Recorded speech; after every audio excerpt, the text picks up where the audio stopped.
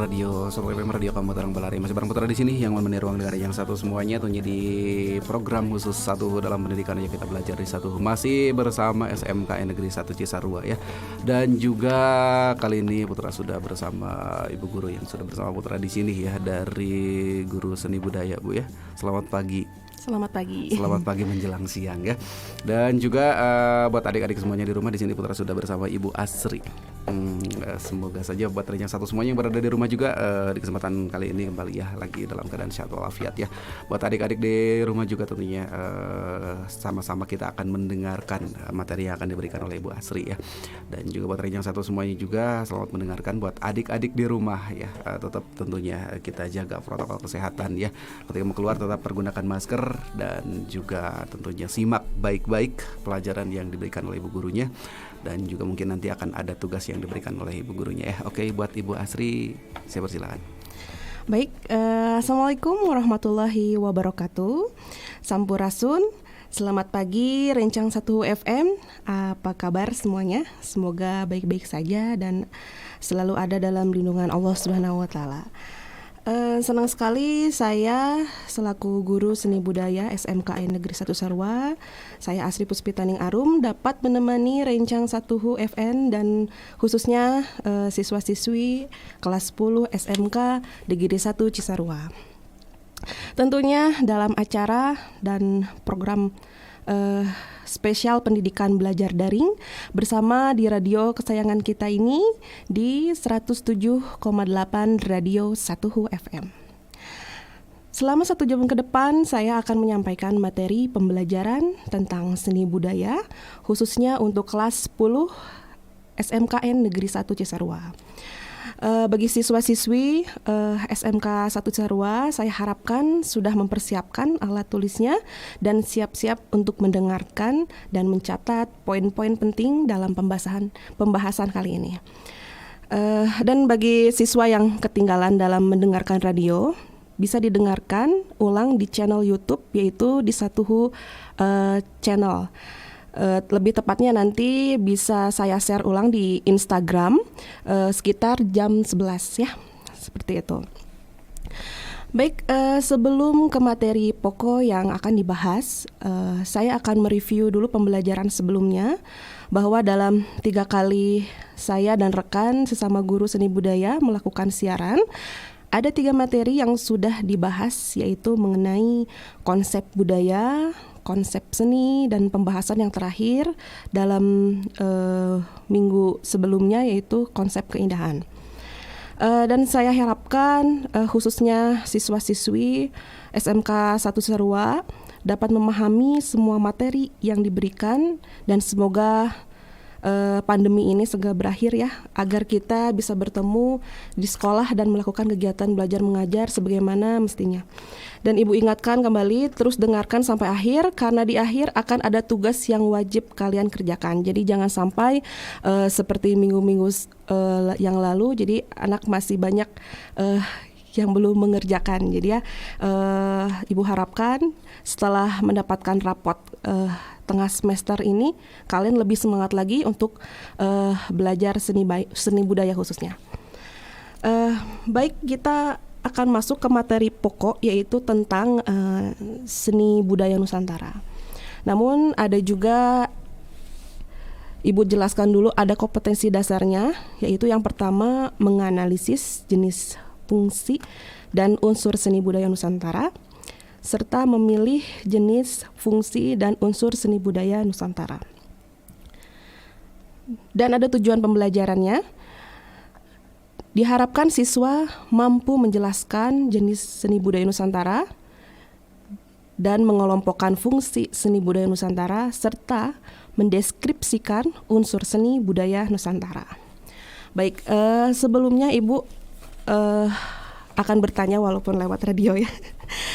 Pernahkah kalian menyaksikan seni budaya Nusantara seperti pameran seni rupa, pertunjukan musik, pentas tari, serta pertunjukan teater Nusantara? Jika pernah, mungkin ada kesan ya. Sangat ada perasaan menarik dan indah ya, pasti setelah melihat semua pertunjukan itu. Namun pastinya yang kalian saksikan hanyalah beberapa saja, seperti pameran seni rupa berupa lukisan, seni musik mungkin sering dengarkan di radio 1 FM ataupun lewat handphone melalui Zoom atau yang lain aplikasi lainnya. Terus ada juga tarian, pertunjukan ataupun suatu acara hiburan di pernikahan ataupun di hiburan-hiburan tari gitu ya. Terus ada juga kalian pernah menyaksikan teater dalam pementasan teater. Tapi tahukah kalian bahwa seni rupa, seni musik, seni tari, juga seni teater itu jenisnya sangat banyak. Juga memiliki fungsi dan unsur-unsur yang sangat khas dan menarik. Nah, seperti seni rupa memiliki jenis seni rupa 2 dimensi dan 3 dimensi. Dan pada bidang seni musik terdapat seni musik tradisional dan musik non-tradisional. Dan pada seni tari, jenis tariannya adalah tari klasik, tari tradisional, dan ada juga tarian kreasi baru, juga termasuk dalam seni teater. Terdapat jenis teater tradisional dan modern. Jika kalian ingin memahami mengenai jenis, fungsi, dan unsur seni budaya Nusantara lebih lanjut, maka kalian harus simak materi yang akan Ibu sampaikan pada kali ini. Nah, seperti itu ya. Baik, nah Ibu akan mereview kembali tentang apa itu seni dan budaya. Seni merupakan suatu hal yang diciptakan dari manusia dengan adanya unsur keindahan dan dapat memunculkan suatu emosi dari orang yang melihatnya. Sedangkan budaya diartikan sebagai cara hidup sekelompok orang atau masyarakat dengan cara turun-temurun dan dapat berkembang secara dinamis. Jadi, jikalau Ibu lihat pengertian-pengertian tersebut dapat disimpulkan bahwa seni budaya Nusantara adalah beragam bentuk kesenian dan kebudayaan yang tumbuh dan berkembang di masing-masing daerah yang ada di seluruh wilayah Indonesia. Begitu ya anak-anak, mungkin mengerti tentang dan memahami tentang seni budaya. Dan selanjutnya Ibu kali ini akan menjelaskan salah satu dari cabang kesenian, yaitu tentang seni rupa ya.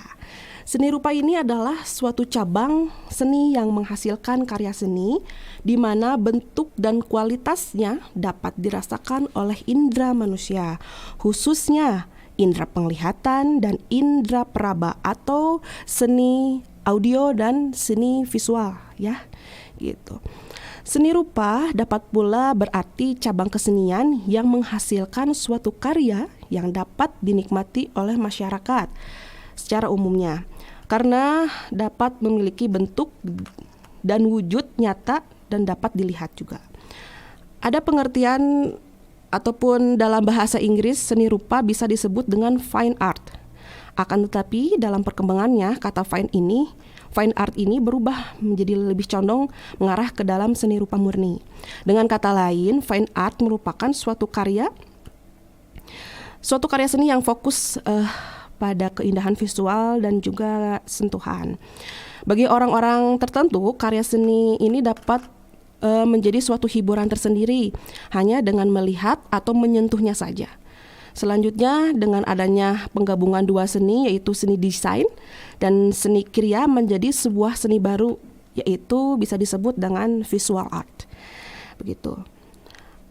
Berbagai karya seni rupa di sekeliling kita beragam jenisnya. Walaupun demikian karya seni rupa dapat digolongkan berdasarkan jenis dengan mengkategorikan kesamaan karakteristik karya yang satu dengan karya yang lainnya.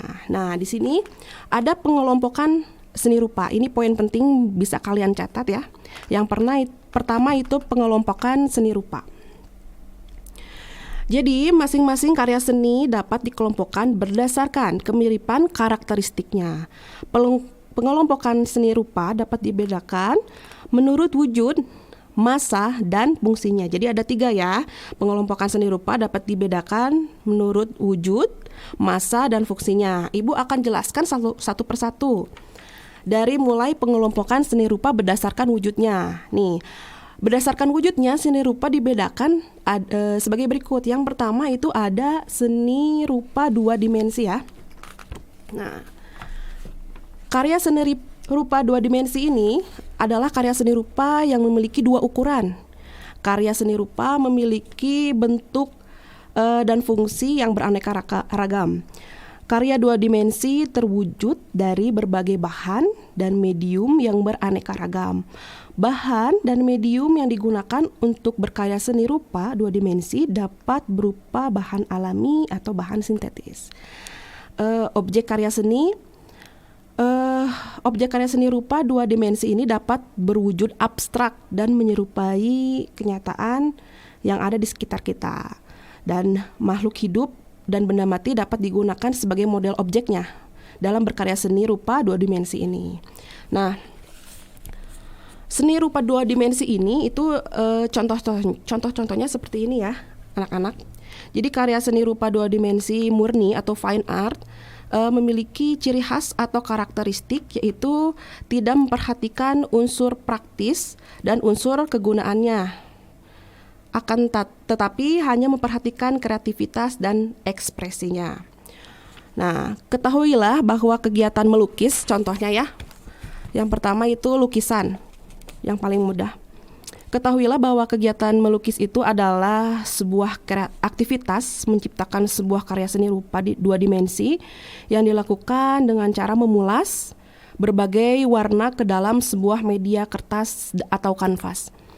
Dari aktivitas melukis itu biasanya hasil berupa olesan warna dengan pemakaian alat dan bahan melukis yang mampu menciptakan berbagai gradasi serta kedalaman warna sehingga tercipta mahakarya sebuah lukisan yang unik, menarik dan dilihat serta berjual nilai tinggi. Mungkin siswa-siswi pernah melihat ya salah satu lukisan ataupun mungkin pernah melihat di rumahnya masing-masing ya. Biasanya lukisan itu menjadi pajangan rumah, jadi indah gitu. Dan yang kedua, ini ada seni rupa dua dimensi ini contohnya itu adalah seni grafis. Ya, yang pertama tadi contohnya seni lukis, yang kedua seni grafis. Seni grafis merupakan karya seni dua dimensi yang pembuatannya dilakukan dengan cara menggunakan teknik cetak pada kanvas atau media lain. Karya seni grafis ini tergolong unik karena dilihat dari segi pembuatannya memakai berbagai media, dari media tradisional sampai media kontemporer.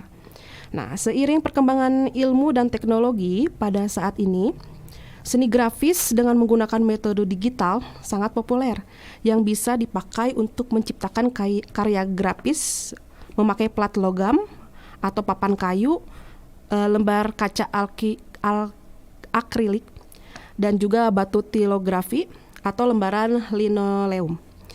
Tokoh seniman seni grafis yang terkenal di Indonesia, kalian perlu ketahui ya, antara lain adalah Firman Lee, Kabul Juandi, dan Suromo. Nah, baik. Contoh seni rupa dua dimensi yang ketiga yaitu kaligrafi. Tulisan kaligrafi huruf Arab bisa dibentuk menjadi seperti bentuk burung ya, atau masjid dan sebagainya.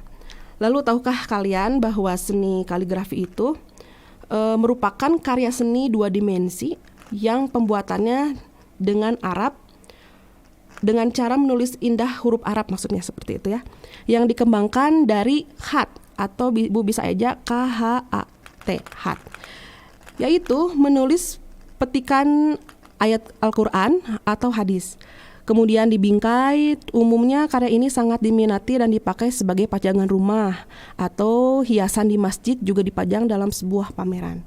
Seperti itu. Dan contoh yang terakhir yaitu menggambar atau drawing.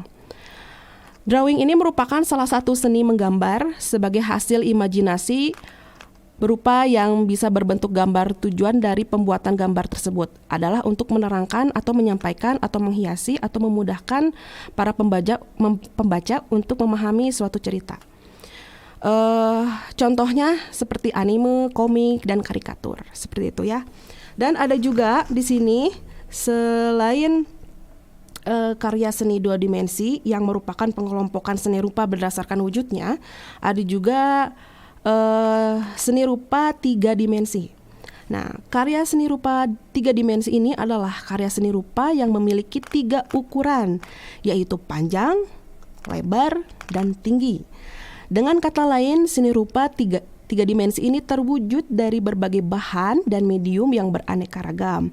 Bahan dan medium yang digunakan untuk berkarya seni rupa 3 dimensi ini dapat berupa bahan alami atau bahan sintetis, gitu ya. Karya seni rupa ada yang memiliki makna simbolik. Unsur-unsur seni rupa yang terdapat pada karya seni rupa 3 dimensi ini dapat mewujudkan atau menunjukkan menjadi simbol dari sesuatu karya seni ya. Jadi berkarya seni rupa 3 dimensi ini dimulai dengan cara membuatnya itu dimulai dari ide atau gagasan, atau bisa juga dari model karya yang akan dibuat. Kegiatan ini dapat diawali dengan rancangan membuat sketsa, dilanjutkan dengan memilih medium, memilih bahan, terus menyiapkan alat dan teknik yang akan digunakan. Nanti mungkin Ibu akan jelaskan ya teknik-tekniknya, cara membuat karya seni rupa 2 dimensi, dan bagaimana teknik-teknik cara membuat seni rupa 3 dimensi. Nah, di sini ada contohnya juga seni rupa 2 dimensi, yaitu seni rupa 2 dimensi.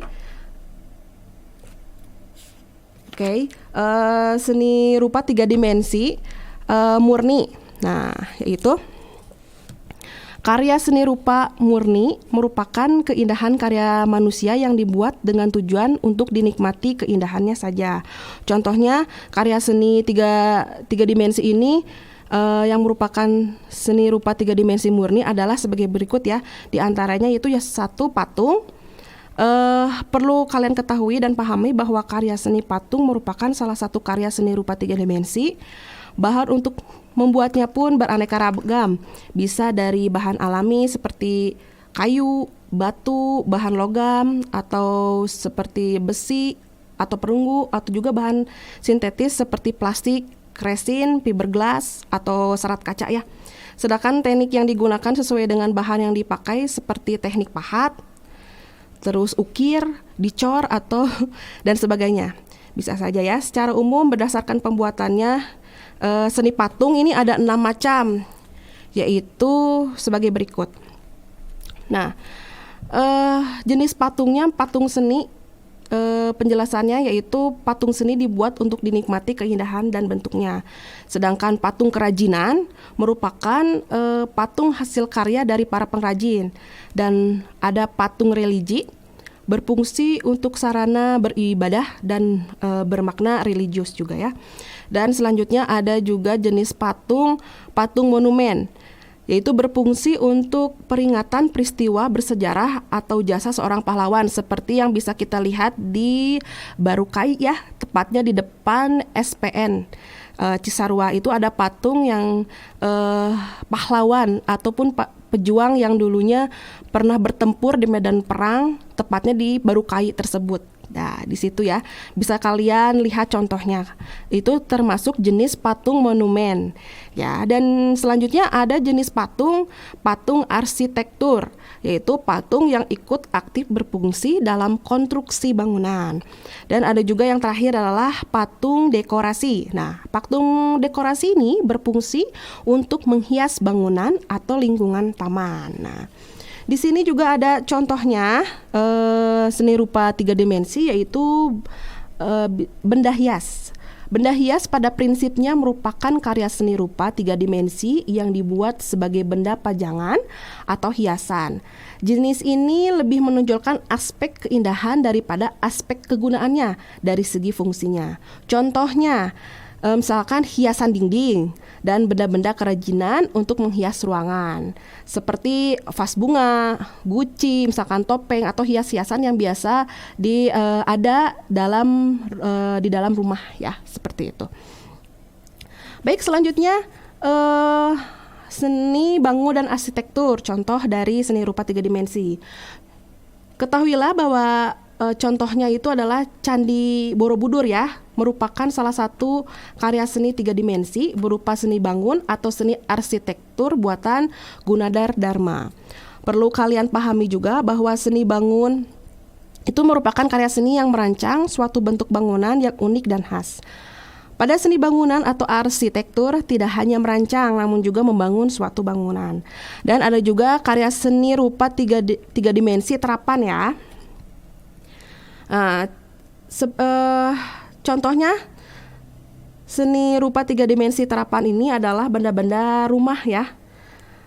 Merupakan pastinya selalu ada di dalam rumah. Jadi pahami benda-benda tersebut merupakan karya seni rupa tiga dimensi. Ini dibuat untuk tujuan fungsional atau untuk memenuhi kebutuhan fisik. Jadi seperti meja, kursi, sofa itu adalah merupakan salah satu karya seni tiga dimensi terapan ya, seperti itu.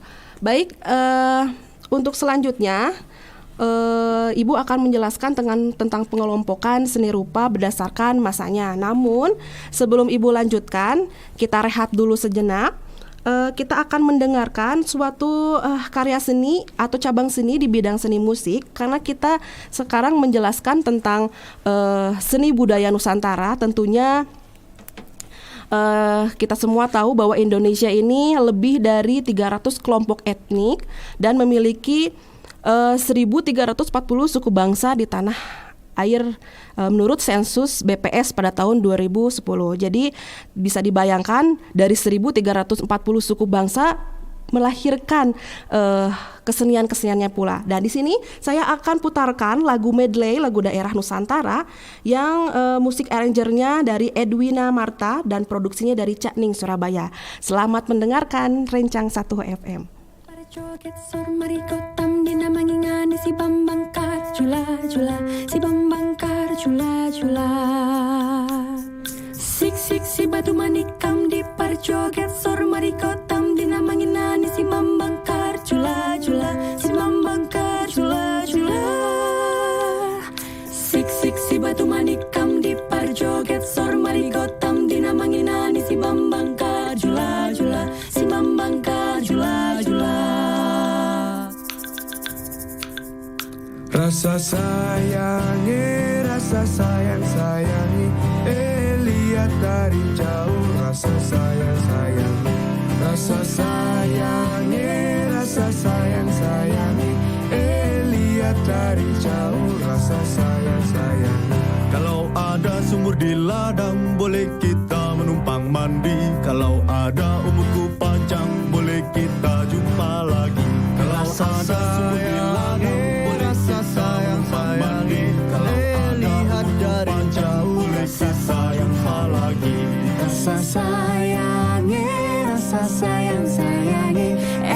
lihat dari jauh. Rasa sayangi,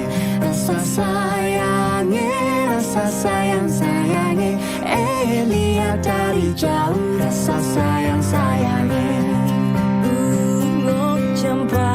Bungong jempah mekar di Aceh. Bungong telebeh indah lakoina. Putih kuning mencampur merah. Omong siula cita tak terupa. Mesat ngapung luhur jauh di awang-awang, memperkencang jana bangun daya kadingrang. Suku narandau sejempol matungan ngeluh, ngapak mega bari pernah tarik ngeluh.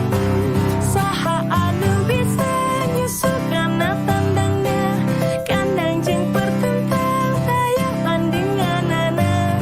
Dipika gigi, dipika senap busa sama, daya karembang kasih lebih manganena. Mano dadali, mano manggagana, berlambang sakti Indonesia Jaya. Manu dadali, pangka koncarana, resepna hiji, rukun sakabena. Re ayo re, mlaku-mlaku nang tunjungan. Re ayo re, rame-rame bebarengan. Cak ayo cak, sopo kudu ayo cak, boleh kenalan cak ayu. Ngalor ngidul liwat tekong motor, siang nyengkal-nyengkal hati leko. Sopo ngerti nasib awak lagi muncul, kenal anak sing dodol rujajing. Ampar-ampar pisang, pisangku baru masak, masak sabigi di hurung bari-bari, masak sabigi di hurung bari-bari. Mangga lepok, patah kayu bengkok, bengkok dimakan api, apinya cangcurupan. Bengkok dimakan api, apinya cangcurupan. Nang mana batis kutung, dikitipi dawang. Nang mana batis kutung, dikitipi dawang.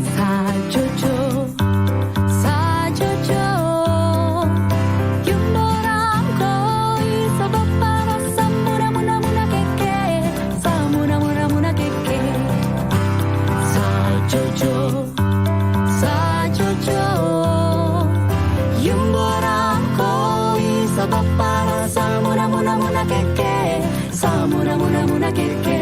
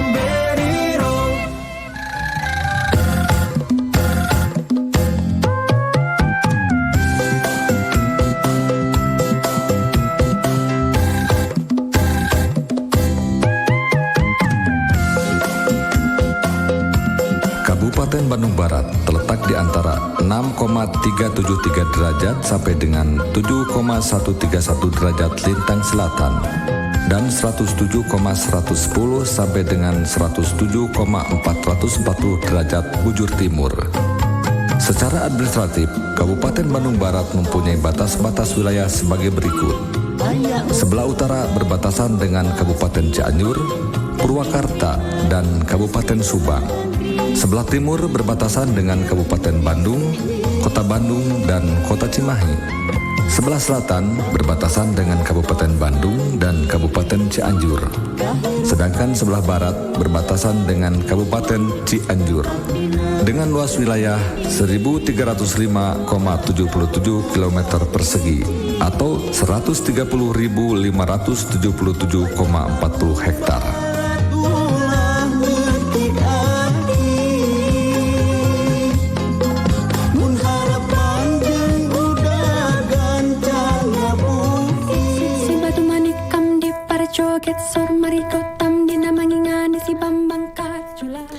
Baik, masih bersama saya Ibu Asri Puspitaning Arum dalam program spesial pendidikan belajar daring bersama Radio 1 FM. Baik, sebelumnya setelah kalian mendengarkan lagu medley merupakan lagu medley daerah Nusantara Indonesia, bagaimana perasaannya kalau Ibu sendiri merasakan bangga ya, karena saya lahir di tanah yang kaya akan budaya dan keseniannya. Dan ngomong-ngomong tentang melihat atau mendengarkan perbedaan bahasa dan baju adat ataupun keseniannya, dan yang paling disukai itu adalah tempat destinasi wisatanya ya. Dan dalam masa pandemi ini kita harus menahan diri karena kita harus mematuhi peraturan atau aturan yang dibuat oleh pemerintah agar kita selalu menjaga kesehatan kita dan imunitas tubuh kita untuk selalu berada di dalam rumah. Namun demikian, mudah-mudahan kita akan selalu berdoa, mudah-mudahan pandemi ini segera berakhir dan kita bisa beraktivitas kembali seperti biasanya. Baik, kita lanjutkan ke materi yang tadi sudah saya bahas. Selanjutnya saya akan mengelompokkan dan menjelaskan tentang seni rupa berdasarkan masanya. Seiring dengan perkembangan zaman, seni rupa juga ikut berkembang. Perubahan karakteristik karya seni rupa tidak dapat dihindari. Jadi berdasarkan masanya, seni rupa dikelompokkan sebagai berikut. Yang pertama yaitu seni rupa tradisional.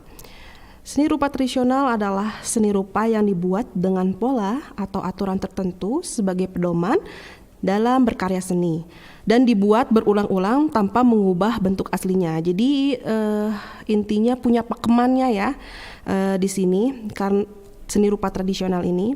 Jadi aturan-aturan umum terkait dengan penciptaan bentuk, pola, corak, penggunaan warna dan bahan dan ukurannya itu ada pakemannya atau aturan-aturannya yang tidak bisa dirubah seperti itu. Jadi aspek-aspek berkarya seni rupa tradisional misalnya masih dipertahankan secara turun-temurun dari generasi ke generasi. Dengan demikian seni rupa tradisional bersifat statis sejak dulu hingga sekarang.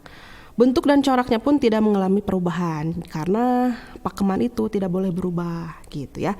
Dan contoh pengelompokan seni rupa berdasarkan masanya yang kedua yaitu seni rupa modern. Seni rupa modern karya seni yang ditandai dengan munculnya kreativitas untuk menciptakan hal baru yang belum pernah ada sebelumnya. Unsur kebaruan menjadi sangat penting dan harus ada. Karya seni rupa modern mengutamakan aspek kreativitas dalam berkarya sehingga tercipta suatu karya yang baru. Seni rupa modern bersifat individualis. Contohnya, seni rupa modern merupakan berupa lukisan, grafis, patung atau kriya. Dan yang ketiga, ada contoh pengelompokan seni rupa berdasarkan masanya yaitu seni rupa kontemporer. Seni rupa kontemporer adalah karya seni yang pemunculannya dipengaruhi oleh waktu dan menandai karya seni tersebut diciptakan. Seni rupa kontemporer bersifat kekinian dan temporer yang diangkat dari situasi dan kondisi saat karya seni tersebut diciptakan. Biasanya merupakan ekspresi pribadi seniman itu sendiri dan mengungkapkan daya fantasi, imajinasi maupun cita-cita harapan yang dikaitkan dengan situasi dan kondisi kapan karya kontemporer tersebut diciptakan. Nah, ada pengelompokan seni rupa yang selanjutnya setelah Ibu bahas dari tadi yang pertama berdasarkan wujudnya dan yang kedua berdasarkan masanya dan sekarang pengelompokan seni rupa berdasarkan fungsinya.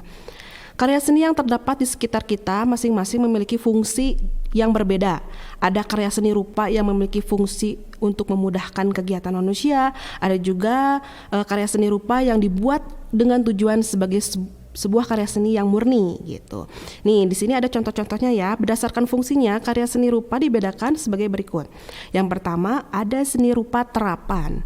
Karya seni rupa terapan atau applied art dibuat dengan pertimbangan utama untuk memenuhi fungsi praktis. Pembuatan karya seni rupa ini umumnya melalui proses perancangan atau desain. Pertimbangan aspek-aspek kerupaan dalam karya seni terapan berfungsi untuk memperindah bentuk dan tampilan sebuah benda serta meningkatkan kenyamanan penggunanya. Karya seni ini biasanya berbentuk benda-benda yang dapat kita ketemui di keseharian ya. Contohnya karya seni rupa terapan ini antara lain adalah keramik, kursi ukir, kain batik atau lain-lain, atau bisa aja kalian pernah lihat kipas anyam ataupun gelas, itu adalah contoh dari seni rupa terapan.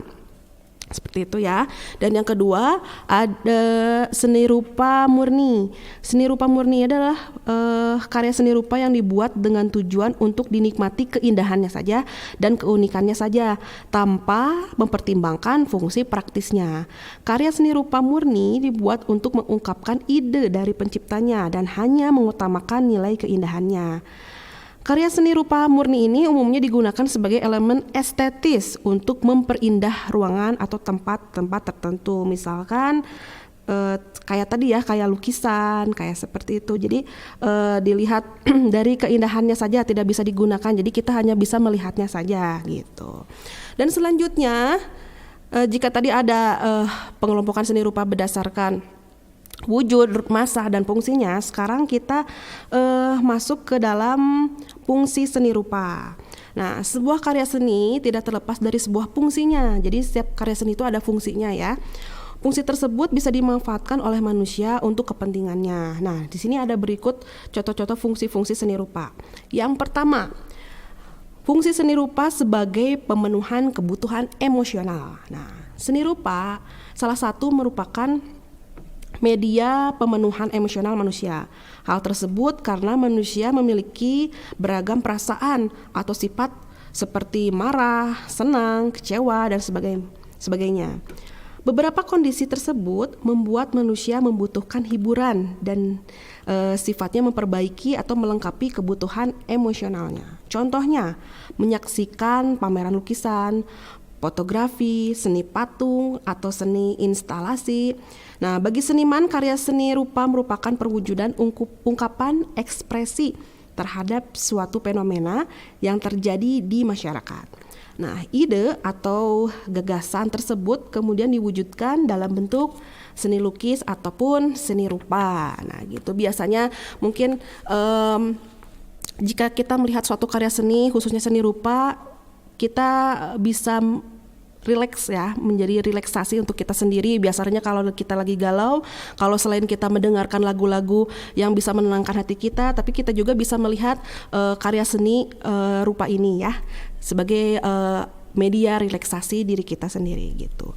Dan di sini ada fungsi seni rupa sebagai sarana komunikasi. Nah, manusia sebagai makhluk sosial selalu membutuhkan orang lain tentunya ya. Manusia menggunakan sebuah sistem komunikasi untuk mempererat hubungan dengan makhluk lain. Alat komunikasi yang digunakan manusia pada umumnya adalah bahasa. Bahasa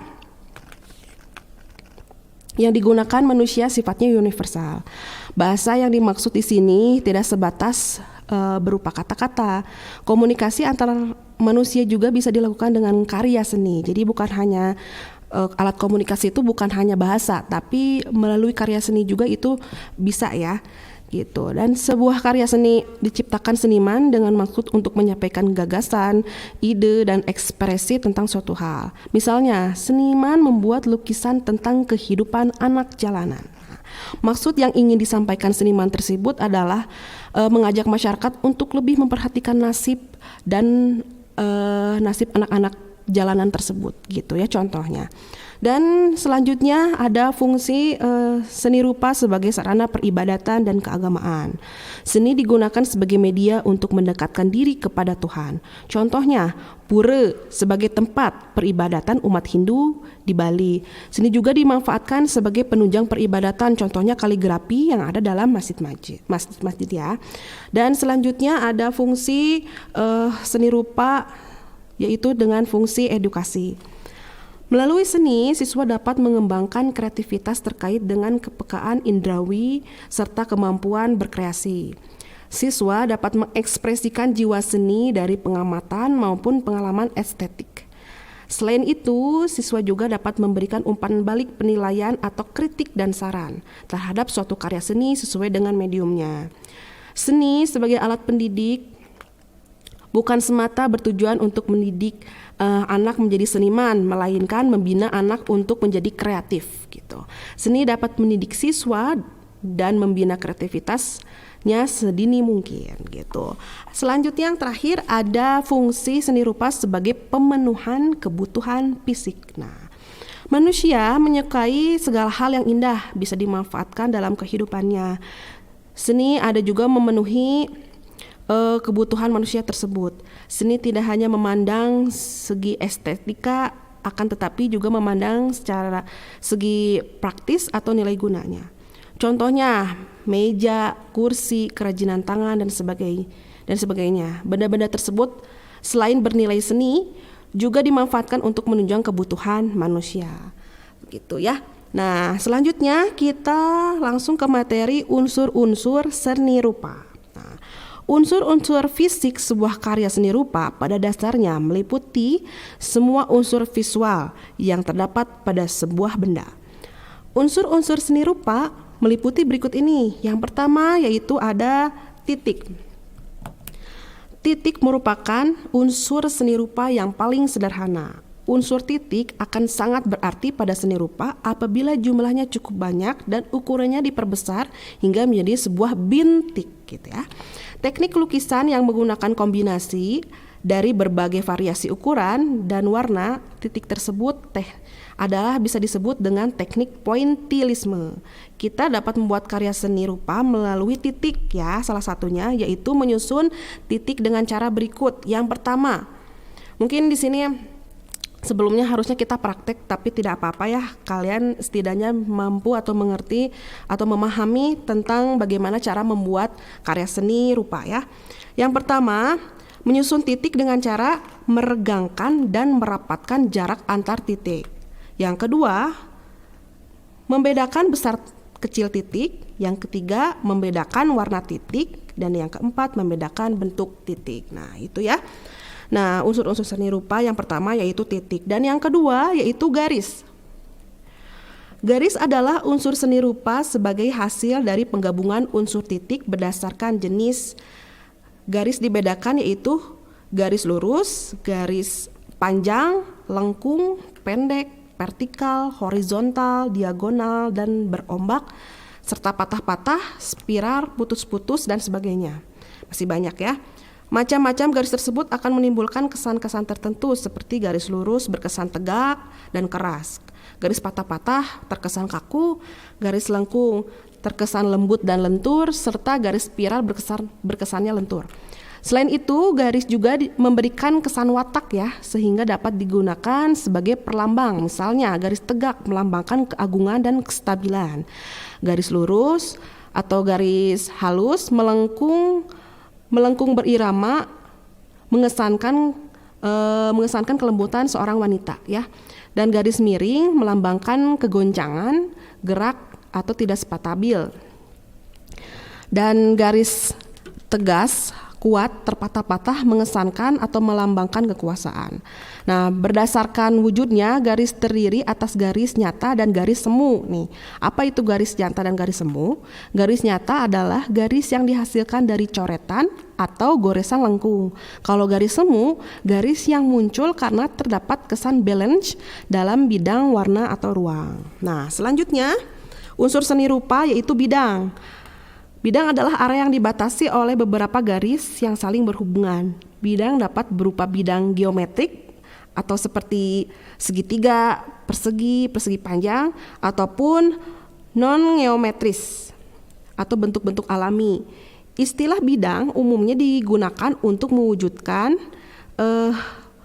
menunjukkan wujud benda yang cenderung pipih atau datar, sedangkan bangun atau bentuk lebih menunjukkan kepada wujud benda yang memiliki volume atau massa.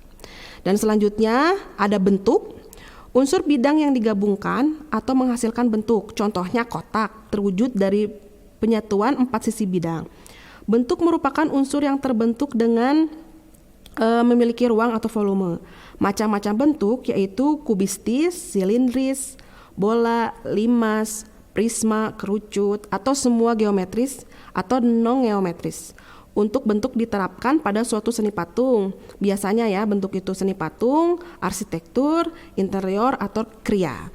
Dan selanjutnya itu ada ruang. Unsur ruang dalam sebuah karya seni rupa 2 dimensi menunjukkan kesan dimensi dari objek yang terdapat pada karya seni rupa tersebut. Pada karya 2 dimensi, kesan ruang dapat dihadirkan dalam karya dengan mengolah unsur-unsur kerupaan lainnya seperti perbedaan intensitas warna, terus terang gelapnya, atau menggunakan teknik menggambar perspektif untuk menciptakan ruang semu atau khayal. Dan selanjutnya ada unsur seni rupa warna. Warna adalah kesan yang diperoleh mata dari cahaya yang dipantulkan oleh benda-benda yang dikenainya.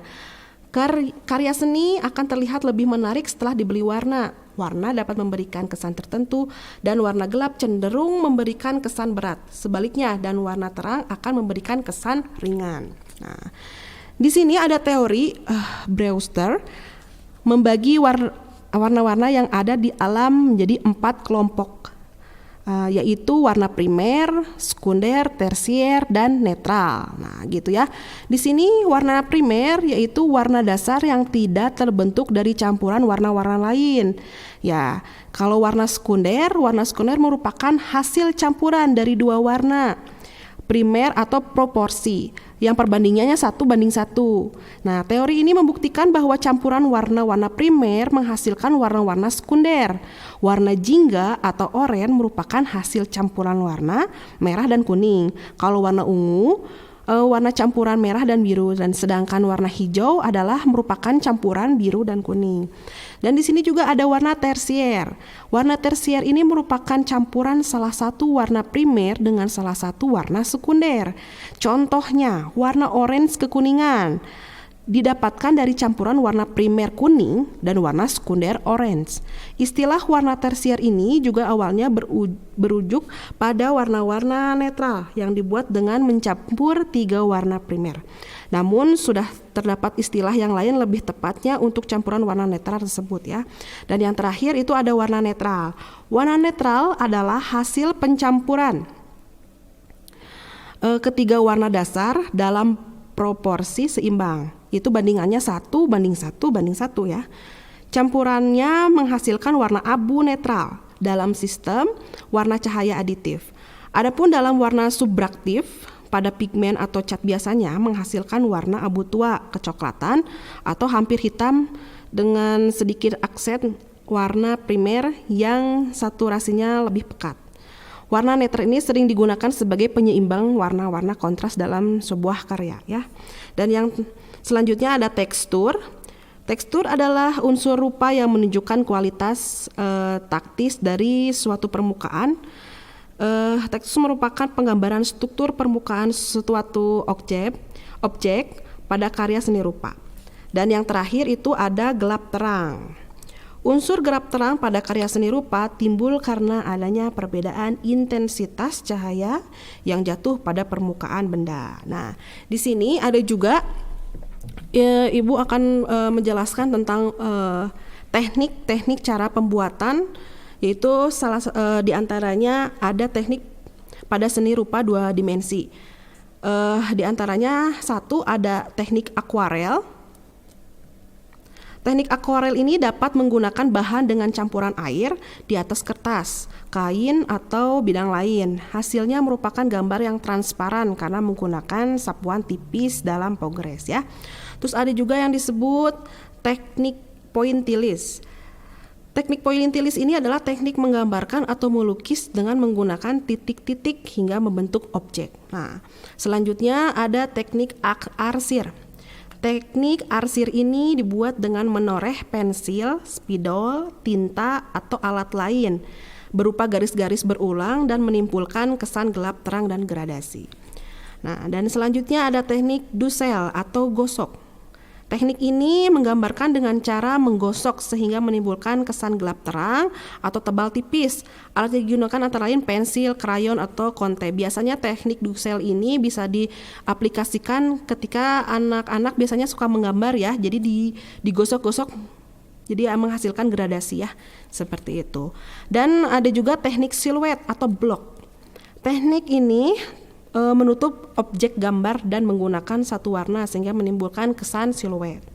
Dan keenam ada teknik plakat.